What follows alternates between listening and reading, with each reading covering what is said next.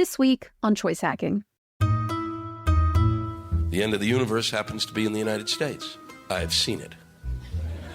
And, oddly enough, it's in Houston, Texas.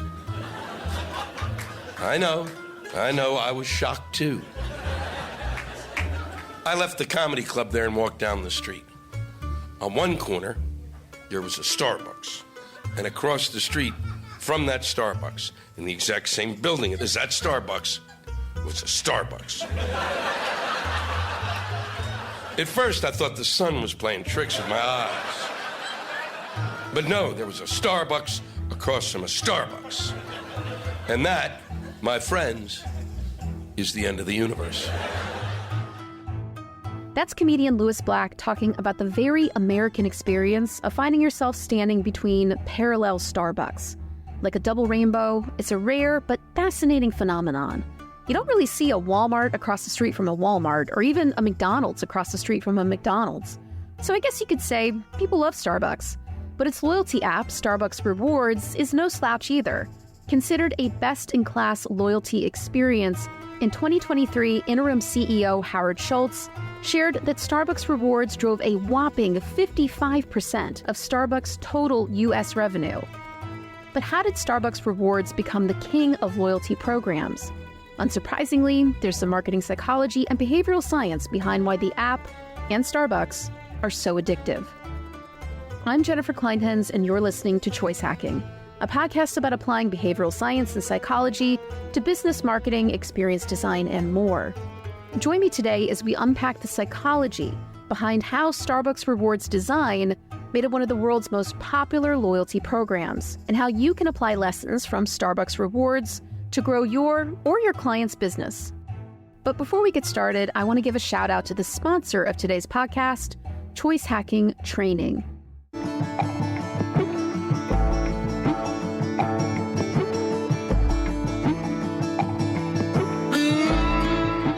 Did you know that Choice Hacking isn't just a podcast?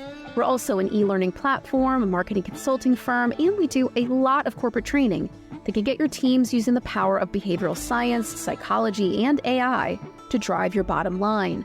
We worked with brands like T-Mobile and agencies like Signal Theory and Havas to help their employees learn the nuts and bolts of applied behavioral science, become more persuasive presenters using psychology and AI, and even polish their leadership skills with the power of evidence-based approaches.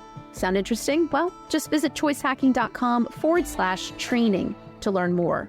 That's choicehacking.com/training.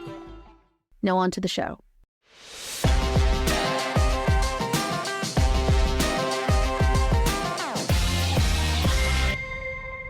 The story of Starbucks is really the story of one man, CEO Howard Schultz. You might be surprised to learn that Schultz did not start Starbucks. Instead, he was brought on as a marketer in 1982. He had big plans for the Starbucks brand, but unfortunately, it didn't really mesh with the direction the founders wanted to take it.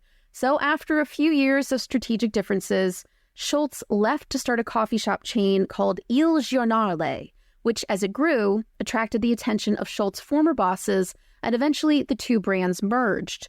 Unsurprisingly, they dropped the brand with the hard-to-pronounce Italian name and instead went with the easier, at least for Americans like me, Starbucks.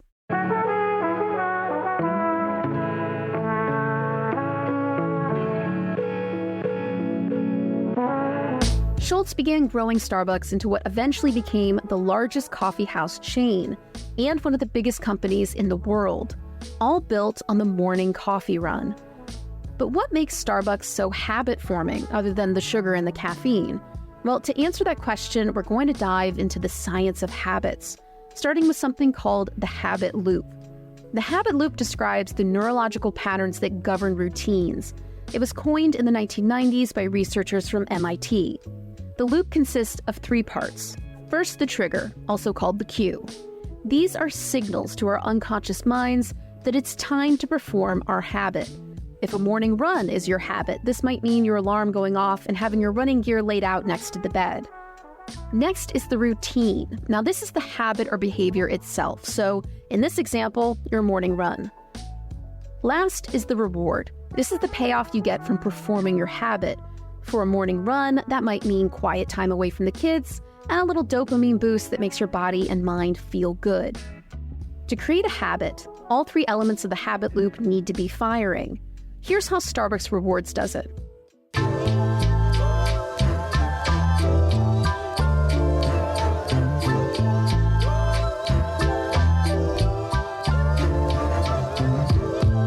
First are triggers. Starbucks Rewards uses push notifications on people's phones and emails in their inboxes to just remind them that they exist and that now might be a good time for a coffee. A few months ago, for example, I checked my phone to find a push notification from Starbucks Rewards that read, "Exclusive early access to autumn."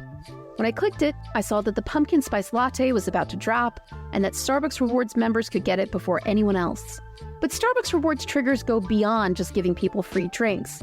Starbucks knows that it needs reasons to get people to open the app and order a drink. So they run special events like Double Star Days, when your purchases earn you twice the rewards points, and bonus star challenges, when buying particular products will net more rewards points. And when you walk into a Starbucks store, there are even reminders dotted around for customers to download or whip out the app. There's stickers on the coffee pickup counter with messages like, "If you love something, get it free." On the cups, there are often messages like, "Fill your cup with rewards." These types of messages are considered prompts to trigger behavior. Prompts are physical reminders to perform an action, and they're a common behavioral science strategy. They can be very effective in getting people to perform an action because good ones pop up in the best places and at the best times to remind someone to take action now. The last trigger I want to mention isn't sent by Starbucks at all. It's that groggy feeling of waking up too early that many people want to fix with a morning Starbucks run.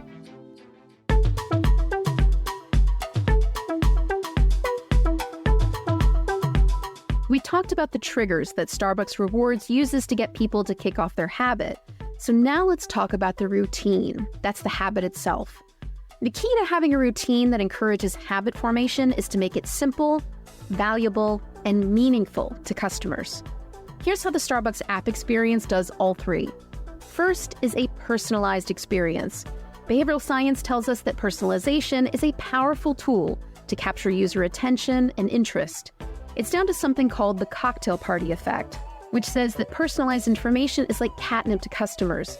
It just naturally grabs our attention and sparks our interest. From a personalized homepage to an experience that makes saving and recording your favorite drink recipes a breeze, Starbucks Rewards wants to be as personalized as possible. Next is the gamified experience that drives customer engagement. Gamification just means adding the elements of a game to a non-game environment. So earning rewards, moving up tiers or leaderboards, earning badges, things like that. In the Starbucks Rewards app, users don't just earn stars that they can spend on different food, drink, or merchandise. They can also move from the green to gold rewards tier once they earn 450 stars in 1 year. Gold status members can even get more rewards, like free extra shots of espresso, syrups, and whipped cream.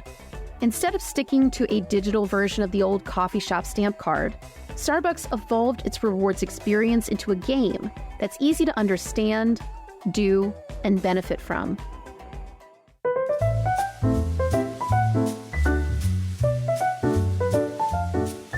Now that we've covered the trigger and routine, let's dive more deeply into rewards. Now, we touched on this a bit in the routine section because rewards is so integral to how the app works. I mean, it's even called Starbucks Rewards. At its most basic, Starbucks Rewards is a points-based loyalty program.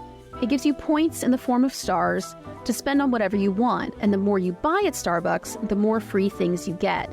It sounds almost too basic, but Starbucks gets right what too many brands get wrong. They have a simple proposition that customers value. Buy more coffee, earn more stars. But Starbucks Rewards takes this one step further. You can earn more stars depending on how and when you use your card. For example, if you load your Starbucks Reward app with cash instead of paying with a debit or credit card, you earn 2 times the rewards. This small difference in behavior doesn't actually matter that much to users, but to Starbucks, this behavior makes a big difference to its bottom line. It's partially why, believe it or not, Starbucks is considered one of the biggest banks in the United States. based on the amount of customers' money it holds via the Starbucks Rewards app. Starbucks has even started to evolve the rewards program a bit in recent years. They now give users greater control regarding what rewards they earn.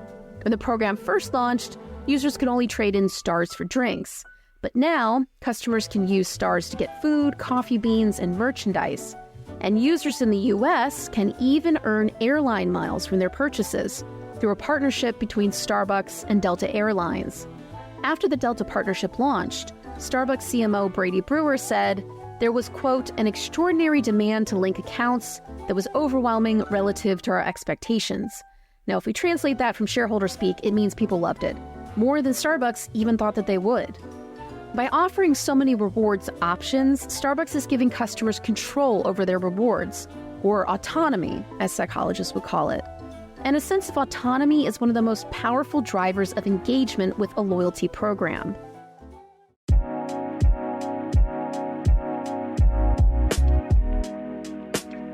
Loyalty is really just habit. In fact, most of the latest research on customer loyalty finds that it isn't really loyalty driving repeat purchase as much as the habit of buying a specific brand or visiting a store. If you're interested in creating a loyalty program that's as successful and loved as Starbucks Rewards, consider using the habit loop as a way to audit, design, or enhance your program. But not before you ask yourself, are we offering customers rewards they actually want? Or are we asking them to care about something that they just aren't interested in? Thank you for listening to the Choice Hacking Podcast. If you enjoyed this episode, please rate and review it. It takes me 20 plus hours to create every episode, and it helps the podcast find new listeners when it has more ratings and reviews. And don't forget, you can learn more about behavioral science and psychology applied to business when you subscribe to the free Choice Hacking newsletter. You'll join more than 8,000 brilliant entrepreneurs and marketing folks from companies like Google, Coke, Disney, McDonald's, and Starbucks who get my newsletter. To sign up, just visit choicehackingideas.com. That's choicehackingideas.com. Until next time.